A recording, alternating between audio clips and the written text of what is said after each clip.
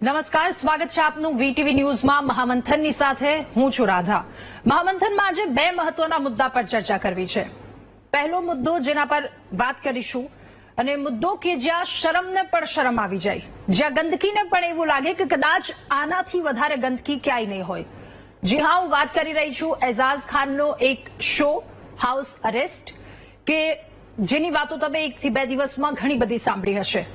આ શોમાં બેશર્મીને એક કન્ટેન્ટ કહેવામાં આવે છે, અશ્લીલ વસ્તુ પીરસવામાં આવે છે, જ્યાં અશ્લીલતા અને બેશર્મી એકદમ કોન્ફિડન્સની સાથે મૂકવામાં આવે છે લોકોની સામે। એઝાઝ ખાન વિવાદાસ્પદ ઉલ્લુ એપ પર હાઉસ અરેસ્ટ નામનો એક રિયાલિટી શો હોસ્ટ કરી રહ્યો હતો।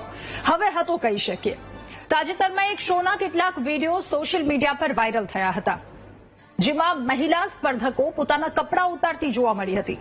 એટલું જ નહીં, એક વિડીયોમાં સ્પર્ધકોને કામસૂત્રના પોઝ આપવાનું કહેવામાં આવ્યું। આ શો ઉલ્લુ એપ પર સ્ટ્રીમ થઈ રહ્યો હતો, પરંતુ જ્યારે શોની સામગ્રી પર વિવાદ વધુ ઘેરો બન્યો ત્યારે પ્લેટફોર્મે એ બધા જ એપિસોડ દૂર કરી દીધા। એટલે જ મેં શરૂઆતમાં કહ્યું કે કદાચ આનાથી ખરાબ વસ્તુ ક્યાંય જ નહીં આવી હોય। અગાઉની આપણે એ વાત સાંભળી હતી જ્યાં માતા પિતા પર અભદ્ર ટિપ્પણી કરવામાં આવી હતી। અભદ્ર ટિપ્પણી થોડા દિવસો વાતો ચાલી અને તપાસ, ત્યારબાદ આ તો એક્શનના રૂપમાં સૌ કોઈની સામે મૂકી દેવામાં આવ્યું। તો આનાથી વધારે ગંદકી, આનાથી વધારે અશ્લીલ વાત કઈ રીતે કહી શકાય, અને એ પણ ખુલ્લા બોલ્ડ અને વાંધાજનક દ્રશ્યોના કારણે ઓટીટી પ્લેટફોર્મ અને તેની સત્તાવાર વેબસાઇટ પરથી પણ તેને ડિલીટ કરી દીધો। અને આ સમગ્ર મામલાને ત્યારે વધુ વેગ મળે છે જ્યારે 2 મેના રોજ રાષ્ટ્રીય મહિલા આયોગ જેમણે કડક વલણ અપનાવ્યું અને ઉલ્લુ એપના સીઈઓ વિભુ અગ્રવાલ અને એક્ટર એઝાઝ ખાનને સમન્સ મોકલ્યું। કમિશને બંનેને 9 મે સુધી હાજર થવા માટેનો નિર્દેશ આપ્યો છે। આ મામલે કમિશનનું કહેવું છે કે આવું કન્ટેન્ટ માત્ર મહિલાઓના ગૌરવની વિરુદ્ધ નથી, પરંતુ મનોરંજનના નામે જાતીય સતામણીને પણ પ્રોત્સાહન આપવામાં આવે છે। આવું કન્ટેન્ટ મહિલાઓના શોષણને સામાન્ય બનાવે છે। સવાલ એ થઈ રહ્યો છે કે આધુનિકતાના નામે કંઈ પણ પીરસી દેવામાં આવશે અને એ વસ્તુને લોકો જોશે પણ ખરા।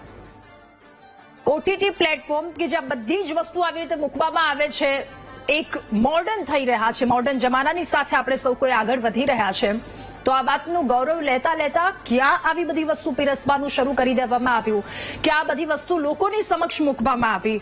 યંગસ્ટર્સ, બાળકો, બધા જ વ્યક્તિ, કદાચ તમે 50%થી ઉપર લોકો કે જેમને ખબર હશે ઉલ્લુ એપ શું છે, એ દ્રશ્યો ન બતાવી શકાય એ પ્રકારની કરતૂત આમાં કરવામાં આવી છે। આવી અશ્લીલતા પીરસવામાં આવે છે, ક્યાંક કોઈક માતા પિતા પર ટિપ્પણી કરી જાય છે, ક્યાંક આવા પોઝ આપવાનું કહેવામાં આવે છે, મહિલાઓને ઓન કેમેરા કપડાં ઉતારવાનું કહેવામાં આવે છે। એટલે આ વાત પરથી અંદાજો લગાવી શકો કે માનસિકતા કેટલી નિમ્ન, કેટલી નીચ અને કેટલી નીચે ગયેલી હશે, અને એ પછી ઉપર બતાવવામાં આવે છે આ બધી વસ્તુ। ત્યારે આ અશ્લીલતા પીરસવામાં આવે છે, એના પર અંકુશ કેમ નથી, એ સૌથી મોટો એક સવાલ થઈ રહ્યો છે। સવાલ એ પણ કે વ્યુઅર્સની લાઈમાં કેમ રિયાલિટી શોમાં મર્યાદા ભૂલાઈ જાય છે। પશ્ચિમી સંસ્કૃતિ જેનું આંધળું અનુકરણ આપણે બધા કરીએ છીએ કે કોઈ પણ નવી વસ્તુ આવી ભાગો એની પાછળ દોટ મૂકો, આ આંધળું અનુકરણ કરવામાં આવે છે। ક્યારેય સારી વસ્તુનું અનુકરણ કર્યું આપણે કયા સંસ્કાર, કઈ સંસ્કૃતિના આપણે લોકો છીએ, અને એ જગ્યા પર એ સંસ્કૃતિવાળા દેશમાં, એ સંસ્કારવાળા દેશમાં જો આવી કરતૂત કરવામાં આવે તો એ ખરેખર ખૂબ વધારે ચિંતાનો વિષય બની જાય છે। ફેમિલી સાથે તમે આવું કન્ટેન્ટ ન જોઈ શકો, કદાચ એક આવો વિડીયો આવી ગયો હોય તો માથું શરમથી ઝૂકી જાય, તમે 10 મિનિટ અથવા તો 10 દિવસ સુધી કદાચ ફેમિલીના લોકોની સામે આઈ કોન્ટેક્ટ ના કરી શકો, એ પ્રકારની આ પરિસ્થિતિ। ઓટીટીમાંથી આ બધું વસ્તુ કન્ટેન્ટ આવું કેમ નથી દૂર થઈ રહ્યું? વિવાદિત અને અશ્લીલ કન્ટેન્ટ ઓટીટી માટે સસ્તી પ્રસિદ્ધિનું એક માપદંડ છે, અને સૌથી મોટો સવાલ એ થઈ રહ્યો છે કે ઓટીટીની અશ્લીલતા પર આખરે અંકુશ ક્યારે લાવવામાં આવશે? કારણ કે એક બાદ એક કોઈ બોલી જાય છે, કોઈ આવી કરતૂત કેમેરાની સામે કરી જાય છે, આ તો હિંમત ખુલી રહી છે, તો એ ક્યારે ડામવામાં આવશે? આ અંકુશ ક્યારે લાવવામાં આવશે? એ સવાલની સાથે કરીશું આજના મહામંથનનો પહેલો મુદ્દો।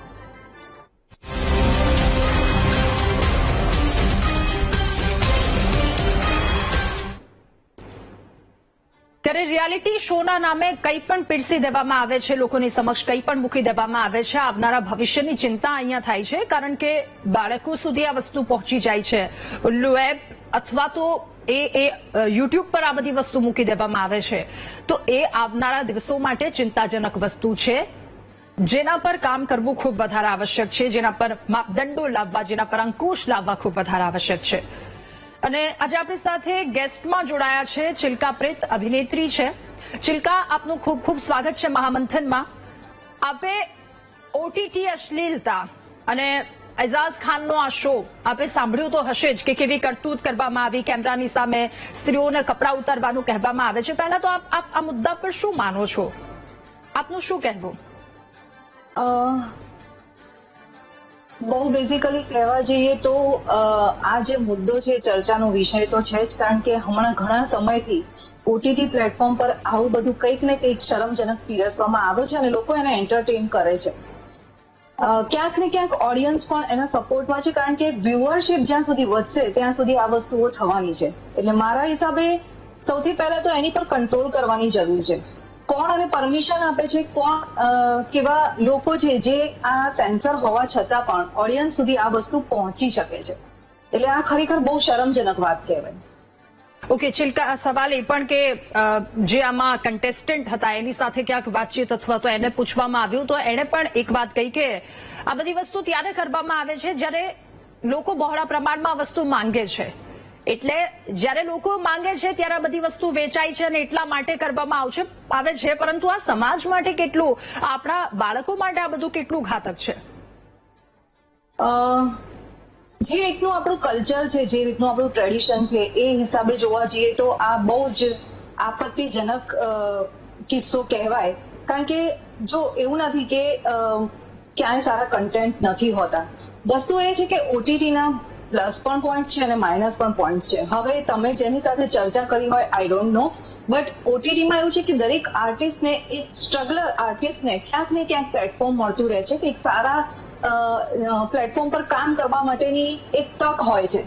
પણ જ્યારે એની અંદર આવી વસ્તુઓ જ્યારે સમાવેશ કરવામાં આવે ત્યારે કહી શકાય કે આ એક બહુ જ ફેક્ટ વાત એ છે કે અત્યાર સુધી આપણે ફેમિલી સાથે એક સોશિયલ મેસેજ અથવા તો કોઈક સામાજિક દ્રશ્યો જોતા હતા, ફિલ્મો જોતા હતા, તો ઓટીટી જ્યારે નહોતું ત્યારે એ વસ્તુઓનો ડિફરન્સ અત્યારે સમજાય છે કે આપણે બાળકોને જ્યારે થિયેટરમાં પેરેન્ટ્સને ખબર છે કે આ વસ્તુ, આ કન્ટેન્ટ મારા બાળકોને બતાવવા લાયક છે કે નહીં, ત્યારે એ લોકો થિયેટર સુધી એને પહોંચાડતા હતા.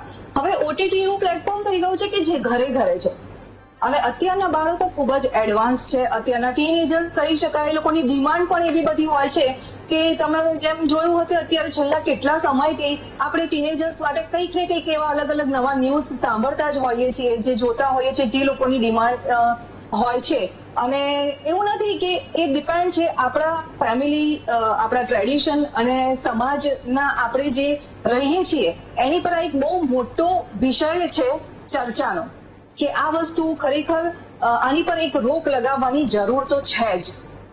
ઓકે ચિલ્કા, હવે સવાલ એ થઈ રહ્યો છે કે એક એક્ટર અથવા તો કોઈ વ્યક્તિ કે જે કન્ટેન્ટ ક્રિએટ કરે છે કાં તો આવા શો લાવે છે, હવે એક પ્રેશર અહીંયા શું આપ માનો છો કે ઉભું થાય છે લોકોના દિલ સુધી પહોંચવાનું? કારણ કે કોમ્પિટિશન બહુ ટફ થઈ ગઈ છે.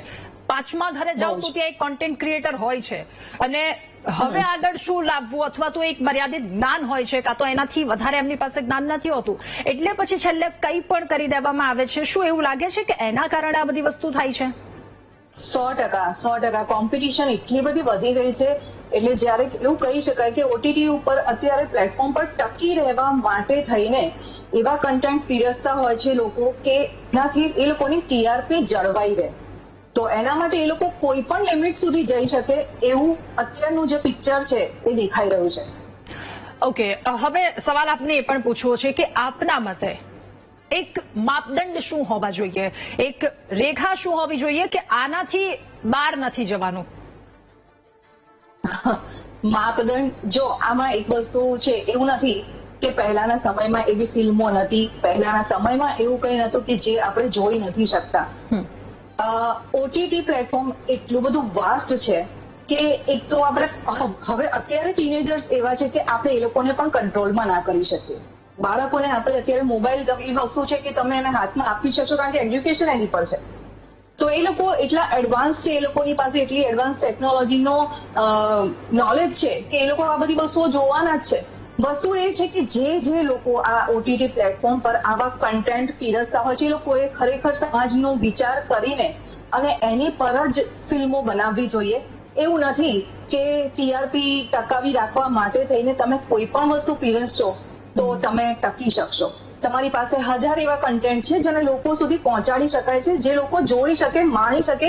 મેઇન મુદ્દો છે એન્ટરટેનમેન્ટનો. તો તમે પબ્લિકને અથવા તો ઓડિયન્સને, નાના બાળકને કે ટીનેજર્સને એવો કોઈ કન્ટેન્ટ પીરસો કે જેનાથી દરેક લોકો એન્ટરટેન થઈ શકે. આની પર ખરેખર બહુ જ વિચાર કરવા જેવો વાત છે, કારણ કે આજે જે ઘટનાઓ થઈ રહી છે એ એવું નથી કે નાનામાં નાના બાળકને પણ ખબર નથી હોતી. તો ખરેખર આની ઉપર એક એવા સ્ટ્રિક્ટ સ્ટેપ લેવા જોઈએ કે અમુક હદ સુધી, અમુક લિમિટેશન સુધી જ આ વસ્તુઓ આવી શકે. ઓટીટી પ્લેટફોર્મ બહુ જ ફેલાયેલું છે, જેને લોકો ઘરે ઘરે જોઈ રહ્યા છે. તો એની પર એક રોક હોવી જ જોઈએ, એના પર એક કામ કરવું જરૂરી છે. ચિલ્કા, આપ એ પણ જણાવશો કે આપ અભિનેત્રી છો, તો એની પાછળનું સ્ટ્રગલ કેટલું છે, કેટલી મહેનત કરવી પડે છે ત્યારે જઈને તમને એક પ્લેટફોર્મ મળે છે. પણ આજકાલના બધા અમુક લોકો સસ્તી પ્રસિદ્ધિ માટે આવું કરે છે. આપની મહેનત જણાવો કે એની પાછળ કેટલી મહેનત થાય છે ત્યારે આ પ્રકારનું માન સન્માન પ્લેટફોર્મ મળે છે.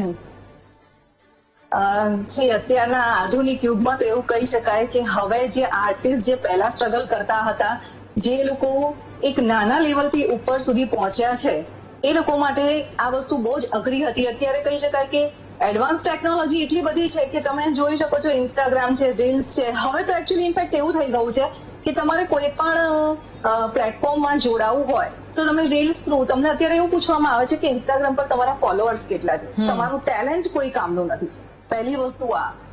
અને બીજી વસ્તુ એ કે અત્યારે એટલા લોકો બધાને આજકાલ કહી શકાય કે બહુ જલ્દીથી ક્વિકલી એક્ટ્રેસ અને એક્ટર બની જવું છે અને બહુ જલ્દીથી નેમ ફેમ કમાઈ લેવું છે. તો એ લોકો એવું કહી શકાય કે જેને બહુ જલ્દીથી નેમ ફેમ કમાવું છે, એ કોઈ પણ કામ મળશે તો તરત જ એક્સેપ્ટ કરી લેશે.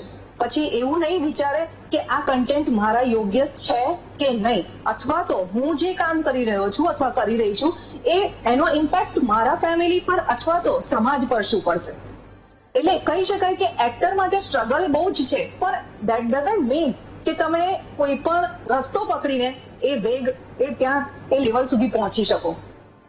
અલકા, હવે જે હું આપને સવાલ પૂછવા જઈ રહી છું, કદાચ એના લોકોએ એ વાતના મત તો બદલાતા હોવાના જ છે અથવા તો બદલાઈ શકે છે વાતને લઈને. મારે ચિલ્કા આપને એ સવાલ પૂછવો છે કે આજે રિયાલિટી શો જ્યાં અશ્લીલ હરકત કરવામાં આવી છે, એક મહિલાને ત્યાં સુધી કહી દેવામાં આવ્યું કપડાં ઉતારો. એ અનકમ્ફર્ટેબલ થતા હતા, પણ તેમ છતાં તેમના દ્વારા ટાસ્ક કરવામાં આવ્યું. તો એક મહિલા તરીકે આપ શું માનો છો કે એ શો તરત છોડી દેવો જોઈએ, ત્યાંથી ચાલતી પકડી લેવી જોઈએ કે પછી કંઈ પણ કરી લેવું જોઈએ? ઓબ્વિયસલી એમણે આ શો છોડવો જોઈએ, પણ અત્યારે જે રીતે આપણી સમજ છે એ અકોર્ડિંગ જોવા જઈએ તો કોઈ પણ શો તમે કરી રહ્યા છો એના પહેલા એક અગ્રીમેન્ટ સાઇન કરતા હોય છે લોકો. તો અકોર્ડિંગ ટુ એ અગ્રીમેન્ટ એ લોકોએ શો છોડવો બહુ ડિફિકલ્ટ થઈ જાય છે. એ લોકોને ઘણા મુદ્દે ઘણું બધું સફર કરવાનું આવતું હોય છે. તો ક્યાંક ને ક્યાંક એવી વસ્તુઓ હોઈ શકે, અથવા તો કોઈ એવું દબાણ હોઈ શકે, અથવા તો એમનું બેકગ્રાઉન્ડ શું છે, એમનું ક્યાંથી એ લોકો આવી રહ્યા છે કે જે લોકો આટલા બધા નીડી છે કે એમને આટલી હદ સુધી કામ કરવું પડતું હોય છે. એટલે એ બહુ વિચારવા લાયક મુદ્દો છે મારા હિસાબે. ઓકે, સેન્સરશિપને લઈને આપનું શું કહેવું છે કે ક્યાં કેટલો અંકુશ આવવો જોઈએ અથવા તો કેટલું જલ્દીથી આ બધી વસ્તુ આના પર કામ થવું જોઈએ, અમલીકરણ થવું જોઈએ? મને એ જ નથી સમજ પડતી કે સેન્સર બોર્ડ બેઠું છે તો આ વસ્તુઓ બહાર એકચ્યુઅલી આવવી જ ના જોઈએ. સેન્સર બોર્ડ છે જ એના માટે, જે આ બધી વસ્તુઓ, જે આ ઘટનાઓ થઈ રહી છે એની પર કંટ્રોલ માટે છે. સેન્સર બોર્ડે એક નિયમ દરેક માટે લાગુ પાડવો જોઈએ કે જેના લીધે થઈને આજે કોઈ પણ ઇન્ડસ્ટ્રીમાં ન્યૂ કમર છે એ લોકોને પણ જતા સંકોચ ના થાય. જે કામ કરી રહ્યા છે, જેના માટે આગળ ફ્યુચર બનાવવા જઈ રહ્યા છે, એના માટે ક્યારેય એને એવું ગિલ્ટ ફીલ ના થાય કે મેં આ શું કામ કરી નાખ્યું. ઓકે, હવે સવાલ એ પણ કે જે રીતે વાત કરવામાં આવી એક કડક કાયદો હોવો જોઈએ અથવા તો એના પર કડક અમલવારી થવી જોઈએ. સમય રહેનારો એ 100% શો કે જ્યારે માતા પિતા પર ટિપ્પણી કરવામાં આવી હતી એ પણ એકદમ નીચ ટિપ્પણી કહી શકીએ. કદાચ કોઈ આટલું વિચારી પણ ન શકે એ પ્રકારની ટિપ્પણી કરવામાં આવી. ત્યારબાદ આ તો એનાથી પણ એક સ્ટેપ વધારે આવી ગયું કે કેમેરાની સામે કંઈ પણ કરી દેવામાં આવ્યું. તો આ એક સસ્તી પ્રસિદ્ધિ માટેની દોડ અને બીજી વસ્તુ એ પણ કે ક્યાંક એક કડક અમલવારી નથી અથવા તો કાયદાનો ડર નથી. તો શું એના કારણે આ થઈ રહ્યું છે? જો એવું નથી, દરેક વસ્તુના પાસા બધી જ વસ્તુઓ લાગુ પડતી હોય છે. જેવું કહી શકાય કે ઓટીટી પ્લેટફોર્મમાં જે આ લોકો કન્ટેન્ટ પીરસી રહ્યા છે એ લોકોનો તો પહેલા આપણે વાત કહીએ છીએ, અંદર જે એક્ટ્રેસ અથવા જે પણ લોકો કામ કરી રહ્યા છે, જે એને સપોર્ટ કરી રહ્યા છે, એમનો પણ મોટો ફોલ્ટ છે. સેન્સર બોર્ડ જે આ બધી વસ્તુઓને જોઈને પણ નજરઅંદાજ કરે છે, તો એ પણ વાંક કહેવાય. અને એનાથી સૌથી મોટો વાંક એ કહેવાય કે ઓડિયન્સ કેમ નથી સમજતું કે આ બધી ઘટનાઓ આ બધી પરિસ્થિતિઓ આગળ જતા ક્યાંક ને ક્યાંક નુકસાનકારક છે. અત્યારે જે ટીનેજરના માનસિકતા પર જે અસર થશે એ ફ્યુચરમાં ક્યાં જઈને અટકશે. એટલે આ મુદ્દો બધાએ જોવા જેવો છે. ઓડિયન્સે બિલકુલ વિરોધ કરી દેવો જોઈએ કે આવા પ્લેટફોર્મ અથવા તો આવા કન્ટેન્ટને બિલકુલ બી જોવું ના જોઈએ. એને સેન્સર બોર્ડ પણ આ વસ્તુ પર બિલકુલ કામ કરે, પ્રોપર કડક કાયદા લાવે તો આ વસ્તુ શક્ય છે કે આની પર કંટ્રોલ થઈ શકે. ચિલ્કા, એક છેલ્લો અને નાનકડો સવાલ આપને પૂછવો છે. શું આજકાલના જે યુવાન લોકો આવ્યા છે એમના મનમાં એક વસ્તુ છે કે કોન્ટ્રોવર્સી સેલ્સ, કોન્ટ્રોવર્સી કરશું તો જલ્દી વેચાશો, જલ્દી ફેમસ થઈ જશો? હા, છે. કારણ કે મેં જેમ તમને કીધું એમ કે સોશિયલ મીડિયા એક એવું પ્લેટફોર્મ છે ને કે તમને રાતોરાત ફેમસ કરી દે. એટલે કઈ પણ વસ્તુઓ કરવા માટે ટીનેજર્સ એ અટ્રેક્ટ થાય છે અને એ લોકોની માનસિકતા પર આ બધી વસ્તુઓ બહુ જ ઇફેક્ટ કરતી હોય છે. એ લોકો કંઈ પણ હદ સુધી કોઈ પણ લિમિટ ક્રોસ કરવા તૈયાર છે પોતાની જાતને અથવા તો નેમ ફેમ મેળવવા માટે. ઓકે ચિલ્કા, આપનો ખૂબ ખૂબ આભાર મહામંથનમાં અમારી સાથે જોડાવા બદલ, આ વાતને લઈને ચર્ચા કરવા બદલ. તો હાલ જે આ રિયાલિટી શો અને એમાં જે કરતૂત કરવામાં આવી છે, જે હરકત કરવામાં આવી છે એ ખૂબ જ શરમજનક છે. આપણે એક વખત એ સબસ્ક્રિપ્શન લેતા પહેલા ઓટીટી પ્લેટફોર્મનું અથવા તો એ તમામ વસ્તુ જોતા પહેલા એ વસ્તુ ખૂબ ખાસ ધ્યાન રાખવાની આવશ્યકતા છે. કારણ કે આપણે કઈ સંસ્કૃતિથી આવીએ છીએ, આપણામાં કયા સંસ્કાર છે અને આપણે કઈ રસ્તા તરફ, કયા વે તરફ અત્યારે જઈ રહ્યા છે. આ ખૂબ ગહન મુદ્દો છે. એના પર પરિવારે, સમાજે, સૌ કોઈએ બેસી અને આના પર ચર્ચા વિચારણા ગહન હવે આગળ વધવાની ખૂબ વધારે આવશ્યકતા છે.